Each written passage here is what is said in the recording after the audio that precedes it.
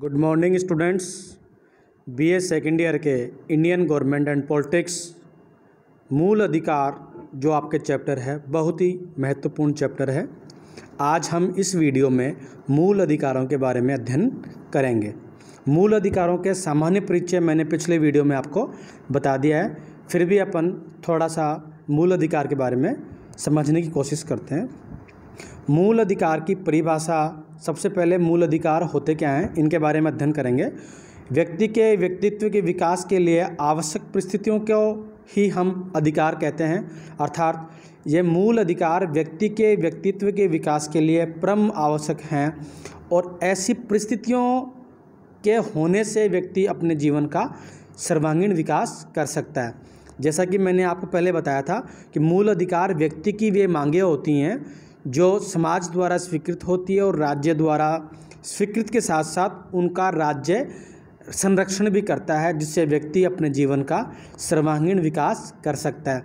आवश्यक परिस्थितियाँ, जैसा कि लास्की ने कहा है कि ये मनुष्य के लिए आवश्यक परिस्थितियाँ हैं, इनके अभाव में व्यक्ति अपने जीवन का सर्वांगीण विकास नहीं कर सकता।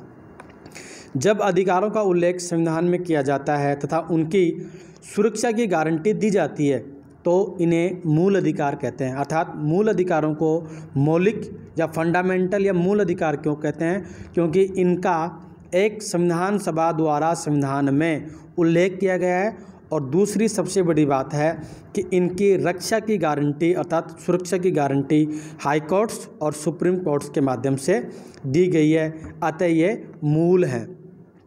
भारतीय संविधान में इन्हें अमेरिका के संविधान से ग्रहण किया गया है और भारत के संविधान के भाग 3 में अनुच्छेद 12 से 35 तक इन मूल अधिकारों का उल्लेख किया गया है। भारत के संविधान में संविधान सभा की परामर्श समिति की सिफारिशों के आधार पर भारत के संविधान में इनको लागू किया गया है या शामिल किया गया है, जो भाग 3 में उल्लेखित हैं अनुच्छेद 12 से लेकर के 35 तक, जिन्हें हम भारत के संविधान का मैग्ना कार्टा व अधिकारों का घोषणा पत्र कहते हैं। मैग्ना कार्टा क्या होता है? 1215 ईस्वी के अंदर इंग्लैंड के सम्राट किंग जॉन द्वारा सामंतों के दबाव में जारी किया गया एक अधिकारों का पहला लिखित दस्तावेज है, अर्थात ब्रिटिश संविधान से यह संबंधित है, जो 1215 में अधिकारों से संबंधित ये मैग्ना कार्टा के बारे में बताया गया, जिसको अधिकारों का घोषणा पत्र कहते हैं। तो हमारे एग्जाम में छोटा सवाल आ सकता है कि भारत के संविधान में मैग्ना कार्टा किसे कहा जाता है? भाग 3 अनुच्छेद 12 से 35 तक जो उल्लेखित हैं उनको मैग्ना कार्टा कहा गया है। अब भारत के संविधान में वर्तमान में 6 मूल अधिकार हैं। पहले ये 7 मूल अधिकार थे, लेकिन इनमें संपत्ति के मूल अधिकार को भारत के मूल अधिकारों की श्रेणी से अर्थात भाग 3 से निकाल करके अनुच्छेद 300 क में संपत्ति के अधिकार को एक कानूनी अधिकार बना दिया गया है, जो कि 44 संविधान संशोधन 1978 उस वक्त जनता सरकार थी और श्री मोरारजी देसाई हमारे देश के प्रधानमंत्री थे। तो अनुच्छेद जो संपत्ति का अधिकार है वो 19(1) के तहत था और अनुच्छेद 31 में संपत्ति के बारे में बात की गई थी। उसको 44 संविधान संशोधन द्वारा 1978 से भाग 12 में अनुच्छेद 300 क में इसको एक मूल अधिकार की जगह विधिक या कानूनी अधिकार बना दिया गया है। वर्तमान में ये जो संपत्ति का अधिकार है वो एक कानूनी अधिकार है। तो हम यूँ समझने की कोशिश करेंगे कि वर्तमान में भारतीय संविधान में या भारतीय नागरिकों को केवल 6 अधिकार मिले गए हैं और मूल संविधान में ये 7 थे। संपत्ति का अधिकार 7वां अधिकार मान सकते हैं अपन। इस संपत्ति के अधिकार को 44 संविधान संशोधन द्वारा भारत के संविधान से भाग 3 से निकाल करके भाग 12 में अनुच्छेद 300 क में समाहित कर दिया गया है। अब हम आगे देखते हैं। इस प्रकार से वर्तमान में 6 मूल अधिकार हैं, जिसमें पहला आता है समानता का अधिकार, दूसरा स्वतंत्रता का अधिकार, तीसरा शोषण के विरुद्ध, चौथा धार्मिक स्वतंत्रता का अधिकार, पांचवा शिक्षा एवं संस्कृति संबंधी अधिकार और छठवां संवैधानिक उपचारों का अधिकार या अधिकारों का अधिकार। ये वर्तमान में 6 मूल अधिकार हमें मिले हुए हैं।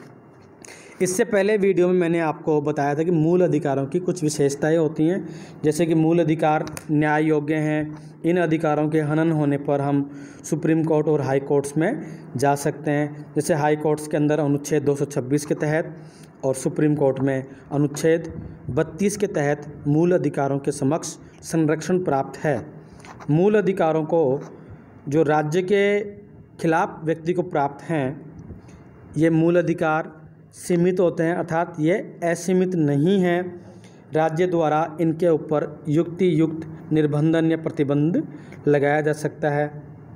ये मूल अधिकार स्थायी नहीं होते हैं, अर्थात अनुच्छेद 368 के तहत संविधान संशोधन की शक्ति के माध्यम से इन मूल अधिकारों को घटाया बढ़ाया जा सकता है।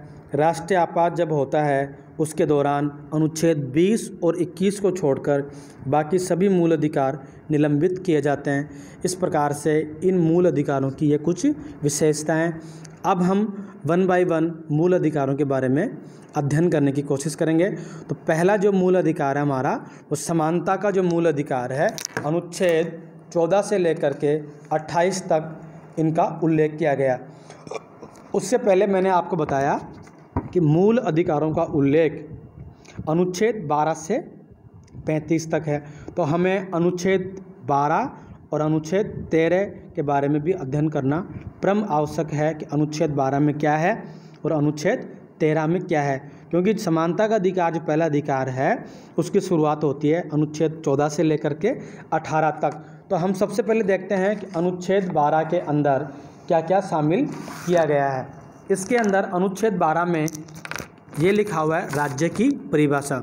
पॉलिटिकल साइंस के अंदर राज्य का मीन्स होता है, पॉलिटिकल साइंस में जो राज्य होता है, राज्य को हम राजस्थान राज्य या गुजरात राज्य के रूप में नहीं देखेंगे।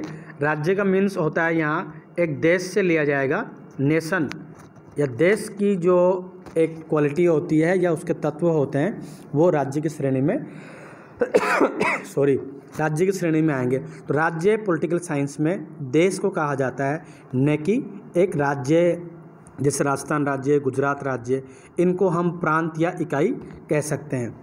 तो हम सबसे पहले देखते हैं कि अनुच्छेद 12 के अंदर राज्य की परिभाषा दी गई है। इसमें केवल ये कहा गया है कि राज्य की परिभाषा, राज्य की केवल परिभाषा बताई गई है। लेकिन इस राज्य के अंतर्गत भारतीय संविधान में किन किन चीज़ों को समाहित किया गया है, ये आपको बहुत अच्छे से देखना चाहिए। तो पहली बात है भारत की सरकार और संसद। राज्य की परिभाषा में भारत यानी संघ सरकार और संसद ये दोनों शामिल हैं। इसके साथ साथ प्रत्येक राज्य की या प्रत्येक इकाई की या प्रत्येक प्रांत की सरकार और वहाँ का विधानमंडल। इसके बाद में भारत सरकार के अधीन स्थानीय एवं अन्य प्राधिकारी इसमें शामिल होंगे। अर्थात राज्य की जो परिभाषा है उसके अंदर हम देखते हैं कि एक तो सबसे बड़ी बात है कि पॉलिटिकल साइंस में राज्य देश को कहते हैं, ये मैंने आपको बता दिया। इसके अंदर संघ सरकार होगी और भारत की संसद होगी, राज्य सरकार होगी और वहाँ का विधानमंडल होगा।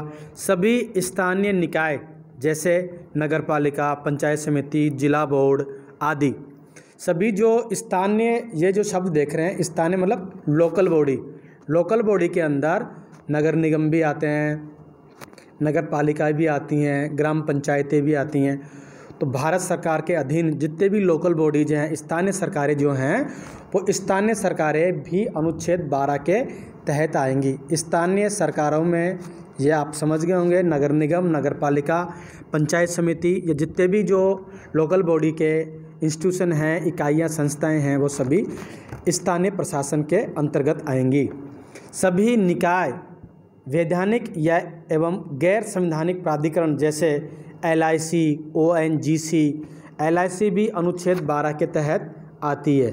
ONGC ये सभी अनुच्छेद 12 के अंतर्गत परिभाषित की गई हैं। अर्थात हम यूँ कह सकते हैं कि अनुच्छेद 12 के अंदर जो राज्य की परिभाषा दी गई है उसमें भारत सरकार संसद, राज्य सरकारें, वहाँ की विधानमंडल, भारत सरकार के अंदर स्थानीय जो प्रशासन है, नगर निगम, नगर पालिका, पंचायत समिति और अन्य प्राधिकारी इसमें शामिल हैं। जैसे कि उच्चतम न्यायालय के अनुसार किसी भी उस निजी इकाई या एजेंसी को भी अनुच्छेद 12 में शामिल किया गया है जो बतौर राज्य की संस्था काम कर रही हो, तो उससे भी हम अनुच्छेद 12 के अंदर सम्मिलित करने की कोशिश करेंगे या सम्मिलित किया जाता है। तो मुझे आशा है कि आप अनुच्छेद 12 को समझ गए होंगे। आपकी कंपटीशन की एग्ज़ाम में ये सवाल कई बार आता है कि अनुच्छेद 12 में क्या दिया गया है राज्य की परिभाषा के अंतर्गत। तो भारत सरकार की संसद, ये जो बिंदु मैंने आपको बताए हैं ये आपने देख लिए होंगे, इनको आप अच्छे से याद कर लें। इसके बाद में देखते हैं अनुच्छेद 13। अनुच्छेद 13 जो है वो ये कहता है कि मूल अधिकारों से असंगत या उनका अल्पीकरण या उनको कम करने वाली विधियाँ, अर्थात भारतीय संसद ऐसा कोई अधिकार या कानून नहीं बनाएगी जो मूल अधिकारों से असंगत हो या उन मूल अधिकारों को वो कम करता हो।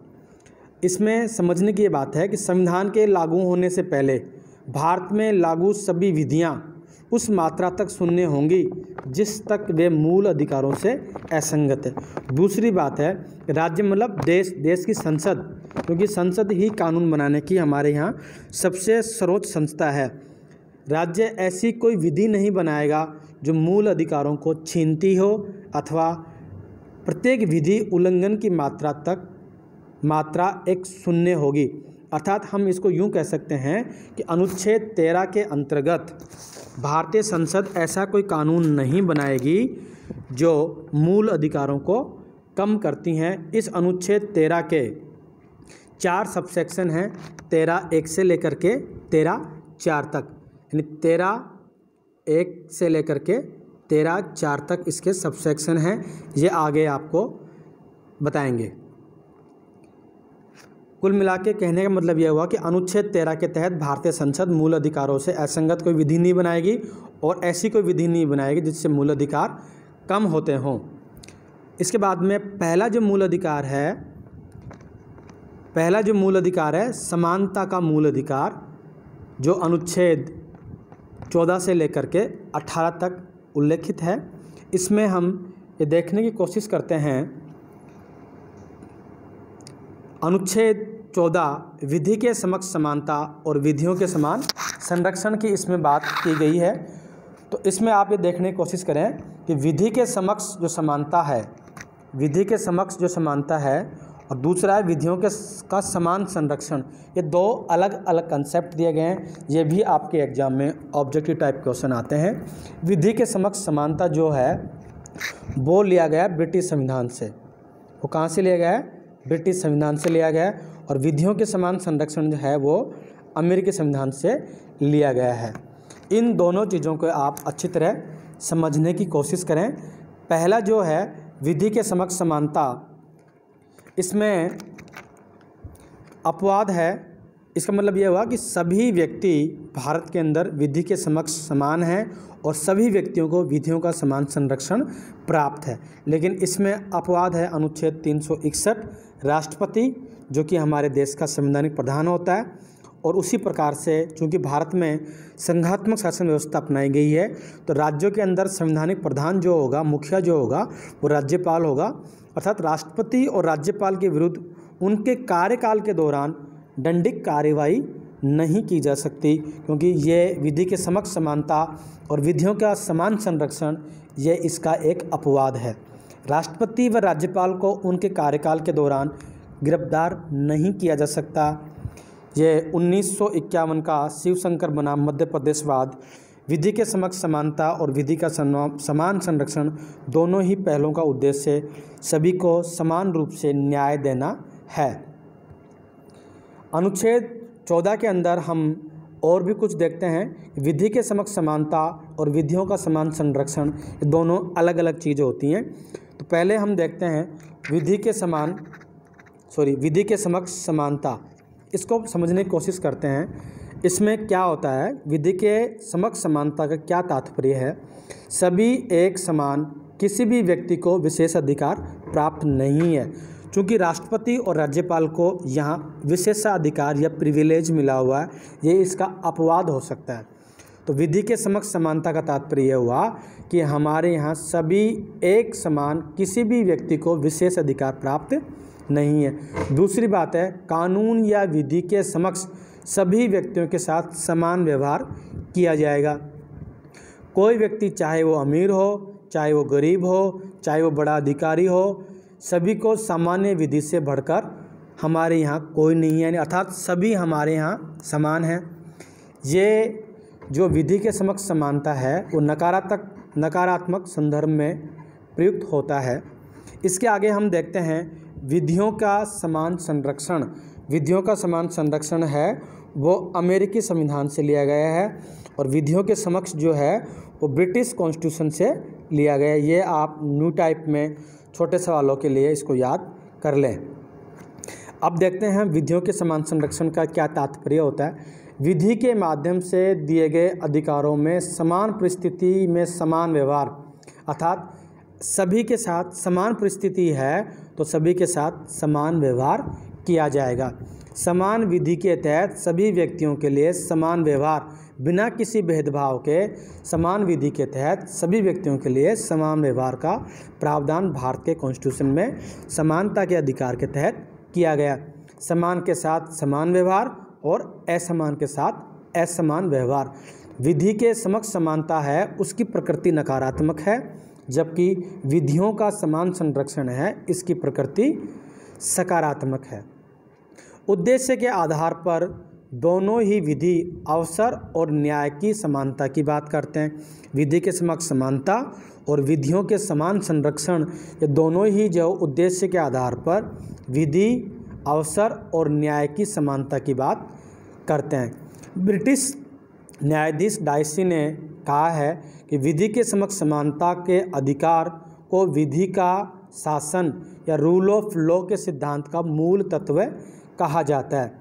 सर्वोच्च न्यायालय ने भी इस अनुच्छेद के तहत, अर्थात अनुच्छेद 14 के तहत उल्लेखित विधि के शासन को ही संविधान का मूल तत्व माना है, यहाँ तक कि इसे संविधान संशोधन द्वारा भी समाप्त नहीं किया जा सकता। अर्थात हम यूँ कह सकते हैं कि मूल अधिकारों में जो समानता का अधिकार है और उसमें जो अनुच्छेद 14 है, अनुच्छेद जो 14 है उसको सुप्रीम कोर्ट ने संविधान का मूल ढांचा माना है, संविधान का बेसिक स्ट्रक्चर माना है। इसमें संसद भी संशोधन नहीं कर सकती। अर्थात विधि के समक्ष समानता और विधियों का समान संरक्षण अनुच्छेद 14 के तहत समानता का जो अधिकार है, इसने सुप्रीम कोर्ट ने इसे अनुच्छेद 14 को संविधान का मूलभूत ढांचा माना है। अर्थात इस मूलभूत ढांचा मानने का मतलब यह हुआ कि इस प्रवृत्ति को, इस नेचर को अनुच्छेद 14 में जो कहा गया है कि हमारे यहाँ बिना किसी भेदभाव के सभी समान है, इसको संसद भी संशोधन के माध्यम से भी नहीं बदल सकती। अनुच्छेद 15 जो है उसके अंदर धर्म, मूल वंश, जाति, लिंग या जन्म स्थान के आधार पर किसी के साथ भी भेदभाव का निषेध किया गया है। तो ये 5 शब्द होंगे: धर्म, मूल वंश, जाति, लिंग और जन्म स्थान। हमारे यहाँ वर्ण के आधार पर विभेद नहीं किया गया, अर्थात वर्ण का इसमें हमारे यहाँ वर्णन नहीं किया गया है।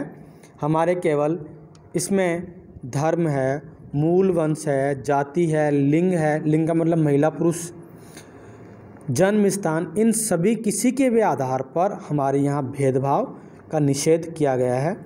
इसमें 15(1) में कहा गया है कि राज्य किसी नागरिक के विरुद्ध केवल धर्म, मूल वंश, जाति, लिंग और जन्म स्थान के आधार पर भेदभाव नहीं करेगा। 15(2) के आधार पर, इन्हीं आधार पर, यानी इन धर्म, मूल वंश, जाति, लिंग, जन्म स्थान, इनके आधार पर दुकानों में, सार्वजनिक स्थानों पर, भोजनालयों में, होटलों में, सार्वजनिक मनोरंजन के स्थानों पर या प्रवेश वर्जित नहीं है। अर्थात हम यूँ कह सकते हैं कि धर्म के आधार पर, जाति के आधार पर, मूल वंश के आधार पर, लिंग के आधार पर और जन्म स्थान के आधार पर सभी व्यक्तियों के साथ में हमारे यहाँ समान व्यवहार किया गया है। राज्य निधि के पोषित या साधारण जनता के प्रयोग के लिए समर्पित कुओं, तालाब, स्नान घाट, सड़क के उपभोग के संबंध में मना नहीं किया जा सकता। अर्थात हम यूँ कह सकते हैं कि अनुच्छेद 15 के तहत निष्कर्ष रूप से कहा जा सकता है कि हमारे यहाँ धर्म, मूल वंश, जाति, लिंग, जन्म स्थान आदि इनके आधार पर किसी भी व्यक्ति के साथ किसी प्रकार का भेदभाव का निषेध किया गया। अर्थात भेदभाव नहीं किया जा सकता। अगर ऐसा भेदभाव किया जाता है तो उसके लिए कानूनी प्रावधान भारत के संविधान में किए गए हैं। इसके आगे देखते हैं हम अनुच्छेद 15(3) इसके अपवाद हैं। राज्य स्त्रियों और बालकों के लिए विशेष प्रोविज़न कर सकता है। अर्थात महिलाओं के लिए और बच्चों के लिए अलग से कोई प्रोविज़न राज्य कर सकता है। इसमें ये अनुच्छेद 15 का अपवाद कहलाएगा।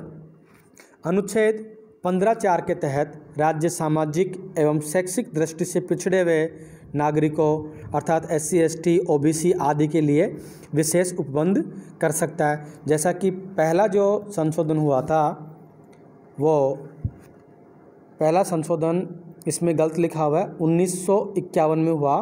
इसमें 1651 लिखा हुआ, मिसप्रिंट हो गया, इसको आप डिलीट कर दें। 1951 के अंदर जो पहला संशोधन हुआ था उसमें SC, ST के लिए विशेष प्रोविज़न किए गए थे। 15(5) के तहत राज्य सामाजिक और शैक्षिक दृष्टि से पिछड़े हुए नागरिकों के लिए विशेष छूट दे सकती है, जैसा कि 93 संविधान संशोधन 2005 में हुआ। और अभी हाल ही के अंदर 2019 के अंदर एक भारतीय संसद ने संशोधन किया है जो आर्थिक रूप से पिछड़े हुए हैं। राज्य आर्थिक रूप से पिछड़े व्यक्तियों को, जिनको हम EWS की श्रेणी में रखते हैं, इकोनॉमिक वीकर सेक्शन, EWS का मतलब हुआ इकोनॉमिक वीकर्स सेक्शन, इसके लिए राज्य इनकी उन्नति के लिए विशेष प्रोविज़न कर सकता है। जैसा कि भारत की संसद ने 103वां संविधान संशोधन जो कि 2019 में हुआ, उसके अंदर EVS को 10% का रिजर्वेशन दिया गया है। इसके आगे अनुच्छेद जो 16 है उसको हम अगले वीडियो में पढ़ने की कोशिश करेंगे। हमने अनुच्छेद 12, 13, अनुच्छेद 14 में समानता और अनुच्छेद 15 के अंदर जो भेदभाव का निषेध किया गया उनका अध्ययन करने की कोशिश करें। जो अगला वीडियो होगा अनुच्छेद 16 से होगा।